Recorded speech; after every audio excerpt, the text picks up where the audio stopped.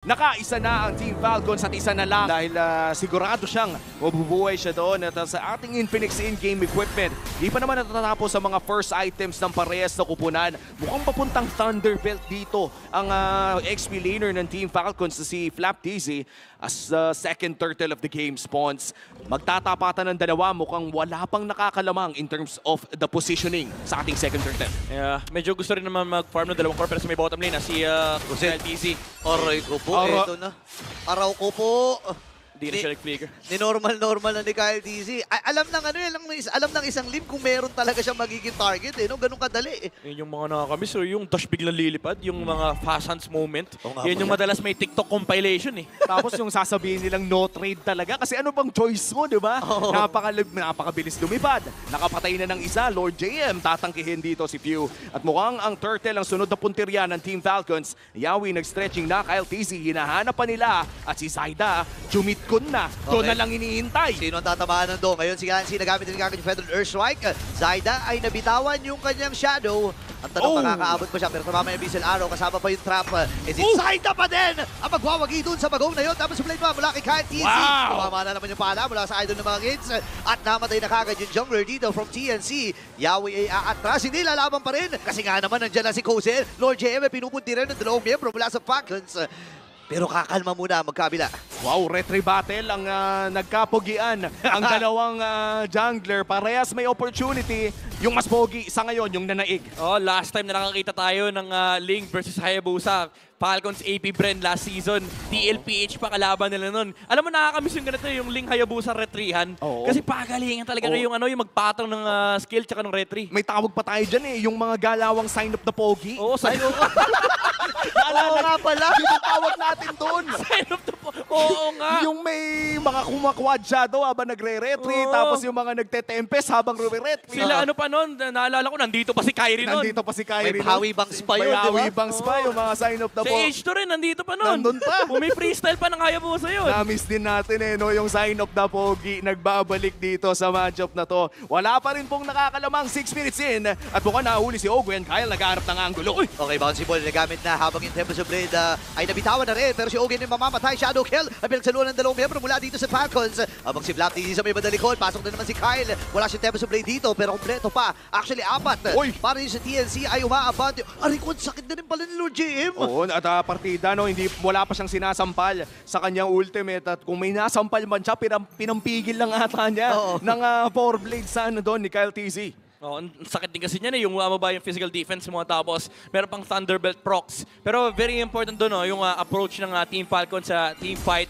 Ang bilis ng pag-takedown nila kay Kufra. Na-dodge nila yung na-dodge ni Kyle TZ yung Tyrant's Rage dito ni Yawi with the Tempest of Blades. Tapos nag-sign of the Foggy siya. Pinor Bladesan niya. Kaya niyang patayin yung Kufra. Oo nga, nagulat din ako. Hindi nga lang 4 blades, yung may extra tusok pa Yung alam mong magaling talaga mag-ling na nakaka-anim na saksak. Yung 6 blades, yung pagbaba mo, tutusok ka pa ng second skill, tapos ulti. Technically nga, kaya mong gawing 7 yun Diba? 7 lions Na 7 lions na yun. Ay, oo nga pala. Tapos idagdag mo pa, may Warcry pa, di ba, na-activate. So talagang iba pala ang Ling ngayon no? Tsaka nakakatuwa sa Warcry, damage proc yung binibilang. So yung unang lapag mo plus yung Tempest mo, dalawa agad. Na, Tapos yung mga susunod mong saksak, masasakit na. Alam mo, technically nga, isang second skill mo, dalawang stack kagad yun Kasi yung paggamit mo ng second skill mo, yung Defiant Sword, may basic attack kagad yun So dalawa kagad yun. So agad-agaran palang dumadating yung bonus damage. Ngayon with the last turtle, si Lord JM at ang TNC ang hahawak nito pero may vision si Ogwen. Okay, ngayon si Ogen ay umabante na. Sinubsob na niya yung sarili niya pero inside na pa rin magwawagi. Habang Flaptz nagamit yung kanyang sipa. Tapak siya ng cycle ay dito pero pinupuruhan na. Yawi? Team Falcons itong si Yawi naman ay nakakagad. 4v5 ang magiging laban. Lord JM ay nandito din. Lancy with the Feather Earthstrike. Pero si Zaida nag-aantay lang ng cooldown ng kanyang One Shadow. Ando na yung Shadow kill. Flaptz nasama pa yung mga minions. So nakakuha din ang kill. Grabe yung bakbakan! Biruin mo naghati-hati na pero may isang kumabit pa rin. Kyle sa likod, Lancy! Ayan yung walang bawi. Talaga! Lilipad pa ang ibon, pero hindi malaya nakalipad at nakatakas pa si Kyle. Grabe. Wow! Labanan talaga ng liparan dito sa game number 2. Grabe, ito yung mga assassin moves na na-miss natin. Anong macro-macro?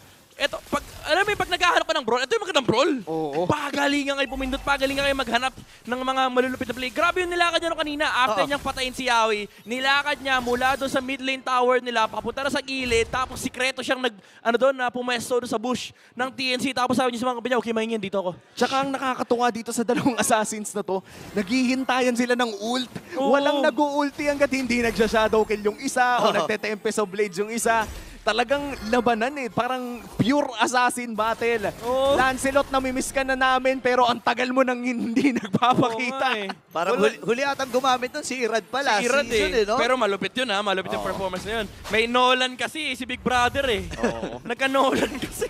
Oh no, for TNC, mukhang nakalamang na ngayon ang Team Falcons, 100 lamang. Still anybody's ball game. As we check the Infinix in-game equipment, kung saan makikita natin na patapos na rin yung Blade of Despair dito ni Kyle TZ compared to, of course, the Hayabusa na papunta na rin doon sa, ano ba tong ginachapsuy niya, men? Parang medyo hindi ko alam kung saan papunta eh. Heptasis. Heptasis. Ay, naku, na-solo kill pa. Habang pinag-uusapan natin, Flap TC ay nabitawan. Or Zaida ay nabitawan yung kanyang shadow kill doon. Sa'yo na, BOD na. Ang hapdi niya, kada hampas niyan, 1,000 yan. Tsaka nakakatakot dito no, dahil wala pa si Flap, baka sakaling pwedeng gawin ng TNC Pro Team na kontrolin na ang area around this Lord area. Ang tanong na lamang ay, syempre, babalik din naman dyan si sa Flap. baba, Napakabilis din yan. Yan lang problema nila, yung mga pana, tsaka yung mga traps na nanggagaling kay Selena. Napagpaplanuhan si Kyle TZ sa may bottom lane, kaso link kasi yan eh. Napakahirap din habulin ni Kyle TZ. So even if sabihin natin maganda yung pwesto rito ng TNC sa Lord Pit, number 1, lagi namang aabot yung link dyan. Oh. Number 2, may CCTV sila dyan eh. Oh. Nandyan si Pew eh. Tsaka kung sa pagkakaalala ko, even during the amateur days of Kyle TZ, 2 pick ang inihintay sa kanya. I think it was the Fanny and the Ling. Yep. Kaya naman kung comfort lang ang usapan, isa na yan sa mga talagang nagbigay sa kanya ng papunta, ng paraan para pumunta dito sa professional league natin, which is the MPL. Naku po! Team Falcons, sila na nagsimula ng Lord na ito. Lord JM magbibigay ng vision para sa TNC Pro Team. Half HP on this Lord area. Lancy, kita ng lahat! Okay, parang delikado ata pwesto ni Lancy dito. Nakatapak siya ng Abyssal Trap. Pero yung buhay ng Lord ay nasa 14k na lang. Yawi! Ando na yung Glorious Pathway. At this time ay papasok yung Defender siya. Habang si Zaida pa rin! Pagwawagi doon sa Retria na yun. Super Marcus down. Oh my gosh, grabe yung ganap. Alam mo, ito talaga yung dahilan eh. Bakit Macro Reign Supreme? Oh, teka lang, mamaya Ay, tapos natin yung Yawi. Okay, nandun na rin yung Tyrant's Rage. Pero yung follow-up ni Zaida, inaantay lang niya na matapos yung bouncy ball. Ogen, pinulinormal hits na! Kozen, ginawa niyang stock ng Sky Piercer niya. Itong si Ogen. Grabe to. Naging kwento yung Naging kabayo. kwento, pre. Pero alam mo, ito yung dahilan eh. Bakit for the longest time, yung macro ng Pilipinas na nag-ahari, hindi naman kailangan umabot sa retrihan ng 2 jungler. Pwede mo namang macrohin. And si Lord JM, pinababa niya yung link. Pinutol niya yung poste. Hinampas niya, sabi niya, bumaba ka dyan. At dahil doon, nahihirapan mag-sign up the pogi dito si Ling at TNC Pro Team with the Luminous Lord. Ngayon ay maghihintay na mag-push dito sa may bandang ibaba. Koze na tamaan ng pana pero makakapag-regen din lang pabalik. Marami pa naman tore ang Team Falcons dito at isa sa mga pinakamalupit na ginawa ng TNC Pro Team doon bukod sa kunin ang Lord ay napatay nila si Super Marco ng isang beses this game. Grabe, achievement yan minsan. Hindi pala minsan madalas. Lalo sa international stage. Oh, Yawi. Okay. May pana ang mano. Grabe, nakaharang yung pana ni Few. Sabi niya, tatalon yan eh. Nararamdaman ko na eh. Yeah, agad ng depensa na pinamalas dito ng Team Falcons. And tama ka dun eh, hindi komportable si Yawi na mag-stretching. Kasi easy target siya ni Few eh. So kailangan nyo talagang gamitin yung mga damo na nasa paligid ng Team Falcons. Paano mo gagawin yun? Lagi namang may trap doon sa, sa mga damo na yun. Gusto itong naging choice ni Zaida. Instead of the Heptasis, actually pinili niya rito yung War Axe. Yung sustained version ni Hayabusa. Kasi yung Heptasis medyo parang medyo one-dimensional approach mo. Pasok ka, hampas ka na isang tao, ulti ka, hampas ka ulit, tapos shadow out. With the War Axe, at least meron kang form of sustain. Kapag ginagamit mo yung mga shuriken, and of course pati yung ultimate, bibigay din niya ng HP pabalik. Kasi technically spell yan. So nagagamit mo yung spell vamp na binibigay ng War Axe. So you are allowed to kind of fight into Team Falcons. Kasi kapag yung version ng Hayabusa na medyo one-trick ka na shadow in tapos ulti, parang di nila kakayanan dito yung yung sustained team fight ng Team Falcons. So maganda yung naging approach dito ni Zaida kasi it allows you to play into the lineup of the enemies but also na-amplify yung mga kampi mo kasi hindi lang si Kuzen yung primary target. Ngayon, pati si Zaida, pinapatagal yung teamfight for TNC. At saktong-sakto no dahil si Zaida ang ating BPI Gold Leader. Pinakamayaman right now sa larong ito. At kitang-kita din naman na yung additional cooldown reduction na nabibigay ng War Axe ay nakakatulong din with the outplays na gusto kong balikan yung clip ni Carl TZ last week on Datayabusa. Oo, kumaga yung mga outplays na yan talagang pwedeng-pwede yan. Minsan, pag na-shadow ka na, i-expect na kalaban mo, oh wala na shadows. Maya, parang 2 seconds, 3 seconds lang nakaka-shadow lang. May shadow na naman. Yawi. Si Yawi, naka-Tyrant's Revenge dito na pag-amba. Ngayon, wala tinama. Si Flap T sila tinama, pero si Lord JM napalali. Feather Erasure from Lanzi. Pero si Kyle TC ay nandun. Nilapon niya si Zaida. Ngayon, round 2 daw ng bakbakan. Kasi hindi nagkamatayan. Pero atras muna uli ang TNC. Ang medyo malungkot doon, ang daming battle spell na na-burst sa'yo ng TNC. Sila yung pumasok sa laban na yan. Pero walang retry. Si Kyle TZ, may macro na naman ng TNC. At kailangan ng lumaban dito ng Team Falcons kung gusto nilang pumalag sa Lord. Hero lang ang choice. Okay, naghahanap ng magiging punteriya dito ang Team Falcon. Si Pew ay nandun sa may bandang ibabaw ng Lord, ha? Napakabilis talaga ng movement speed. Alam mo yung parang akala mo delikado yung pwesto ng si Lina, pero the moment that he hits that ultimate ay talagang makaka-reposition din ng agad-agad. Ito yung tinatawag nilang parang offer. Kaya naman tatalon dito si Lancy with a feather there, strike half HP on this Lord. Okay, nag-aabang na rin dito na magiging timing! Speaking of timing, Zaida nakakuha, no? Naman si Lancy nakakuha rin ang kill. Kyle TZ with a monster kill. Kozen! Si Kozen naman, tinamaan nata ng pana kasi natulog doon ang bigla. Ngayon, 3 miyembro Kaya ba? mula sa TNC ang namatay. Kaya ba? Pero silang minions dito, 2 catapult. Pwede ata sila mag-push.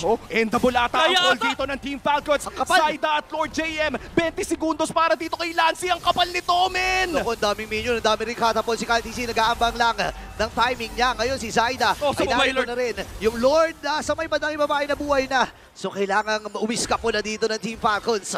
Buti na lang ay nakatakas pa doon si Lord JM at lumabas na rin ang Lord Midnight. Ito na yung chance ng TNC para sa counterpunch. Yeah, pwede sila mag-push back, pero Team Falcons, alam nila yung gagawin nila. Pwede nila puntahan yung bottom lane, harangin nila yung mga dead defense Lord JM. dito sa TNC. Nakita nila kagad si Lord JM. Ay, naku, medyo nakakakaba yung mga ganyan eh. And magigets mo yung ginagawa ni Lord JM kasi kung merong CCTV dito ang Falcons, siya naman ang walking CCTV ng TNC. Oy, Pew! Inabutan din. And shadow kill! Nahuli at napagsaluhan ng 3. Pero sunod yung nakap ni Flap TZ. Wala ang jungler dito ng TNC. Magiging 2. Tapos ang blade naman mula dito kay Kyle my TZ. goodness! Unti-unting inuubos na ang TNC Pro Team. Oh, that's And it. Lord JM ay mamamatay. Wipeout para sa Team Falcons! Naghahanap na lamang ng minion wave ang Team Falcons. Makakadepensa naman at lilipad lamang si Kyle doon sa may bandang mid lane. Kinat na rin agad ng 3 dito sa may bandang gitna. And the Filipino Cannon gets the winning kick. Ang tanong, sapat ba ang 10 segundo dito para kay Zaida? May third airstrike mula kay Lancy, pero I don't think aabot yung Farsa rito. 8 seconds. Oh no! Kayang-kaya nila to. May Zaman Force si Super Marco. Naku, mamadaliin na talaga to ng Team Falcons at hindi na sila mag-aantay pa. Team Falcons takes the win. Oh, Nabaliktad pa, min. goodness.